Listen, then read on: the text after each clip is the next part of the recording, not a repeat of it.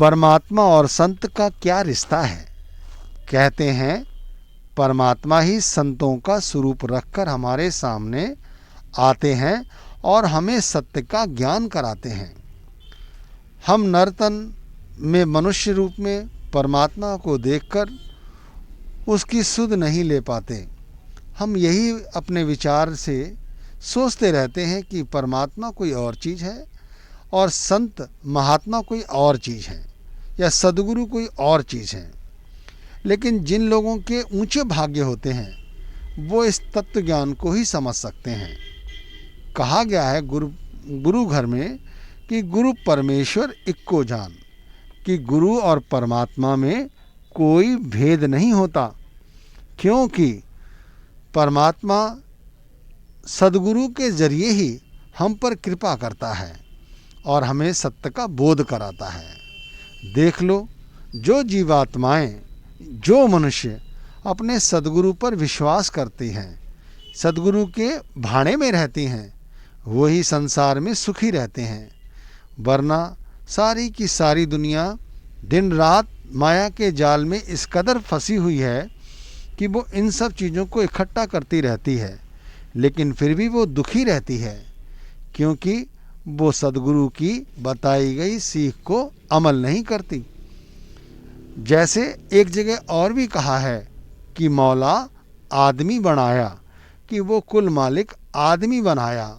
अब आप समझो कि हमारे सामने सद्गुरु खड़े हैं और हम उनमें परमात्मा को देखने की बजाय एक मनुष्य को देखें तो ये हमारे खोटे भाग्य ही हैं। खोटे भाग्य क्यों? क्योंकि नर्तन में परमात्मा हमारे सामने आया हुआ है और हमें सत्य से बोध करा रहा है, लेकिन हम सोचते हैं कि ये सामने व्यक्ति जो है ये कोई और है और परमात्मा कोई और चीज़ है। लेकिन ऐसा नहीं। देखो, जो पूर्ण संत हैं वो परमात्मा के नाम के वाकिफकार होते हैं, परमात्मा के वाकिफकार होते हैं, और इसीलिए वो हमें परमात्मा तक ले जाने का रास्ता बड़ा ही सरल और सहज दिखाते हैं और उस रास्ते पर चलने का तरीका भी सिखाते हैं। लेकिन हम अपने खोटे भाग्य को कैसे नकार सकते हैं कि हम उस परमात्मा को परमात्मा न मान के मनुष्य रूप में ही एक मनुष्य मानते हैं। देखो, हमारे और उनके बीच में कितना बड़ा अंतर है।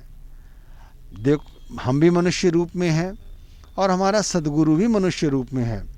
हम भी अपने परिवार का लालन पालन करते हैं और पूर्ण संत सद्गुरु भी अपने परिवार का लालन पालन करते हैं। लेकिन फिर भी सद्गुरु कभी इस माया से लिप्त नहीं होते, उन्हें ये माया छू तक नहीं सकती।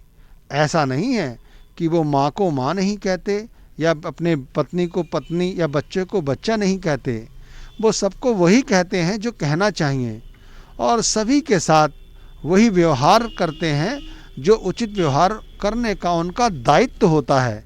लेकिन वो फिर भी इस माया से वशीभूत नहीं होते। जैसे महाराज कृष्ण ने भगवद गीता में कहा भी है कि देखो अर्जुन, मैंने इस संसार को रच तो दिया, लेकिन इस संसार की माया मुझे छू नहीं सकती। इसी तरह पूर्ण संत सद्गुरु जो परमात्मा का ही रूप हैं, उन्हें संसार की माया छू नहीं सकती। और हम ऐसे मूड हैं कि हम बराबरी तो संतों से करते हैं, गुरु के साथ करते हैं, लेकिन हम इस नर्तन में हर चीज़ का अपना महत्व समझते हैं। ऐसा समझते हैं कि ये सारा कुछ मेरे ही इर्द गिर्द है। परिवार तो मैं चला रहा हूँ, परिवार का मुखिया मैं हूँ, इसलिए मेरी ही चलनी चाहिए, मेरे ही इर्द गिर्द सारे काम होने चाहिए और मेरी ही वाहवाही होनी चाहिए। इसी कारण मनुष्य दुख पाता है, क्योंकि इसके साथ अपना स्वार्थ जोड़ लेता है। लेकिन जो परमात्मा और संत के रिश्ते को जानते हैं कि परमात्मा और संत दोनों एक हैं, दोनों में कोई भिन्न भेद नहीं है, वो ही इस तत्व ज्ञान को समझ सकते हैं। कहा भी गया है कि गुरु होए जीव चेताए। जो गुरु है, जो सद्गुरु है, जो परमात्मा का स्वरूप है, वही हम सांसारिक जीवों को चेताता है, यानी चेतावनी देता है कि देखो ये जो मनुष्य तन है ये आपको 84 लाख योनियों के बाद प्राप्त हुआ है और इन 84 लाख योनियों में ये सबसे उत्तम योनि है मनुष्य जन्म। इसलिए इस नर्तन का आपने या इस योनि का आपने पूरा पूरा लाभ उठाना है। अब आप संत इतने बड़े परोपकारी हैं कि देखो कि हमें किस तरह से समझाते हैं। वो सारी की सारी बातें जो वो कहते हैं वो पहले अपने ऊपर उनको अमल करते हैं, उसके बाद ही हमें समझाते हैं। हम फिर भी इतने मूढ़ हैं कि हम इस रहस्य को नहीं समझ पाते। तो मैं आपके साथ ये विनम्र निवेदन करके कहता हूँ कि परमात्मा और संत का जो रिश्ता है ये बड़े ही ऊंचे दर्जे का रिश्ता है।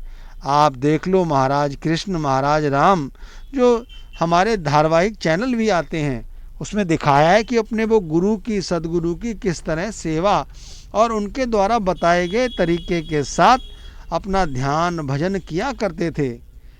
तो हमें भी चाहिए कि हम अपने सदगुरु को परमात्मा का ही रूप जानकर उनकी सेवा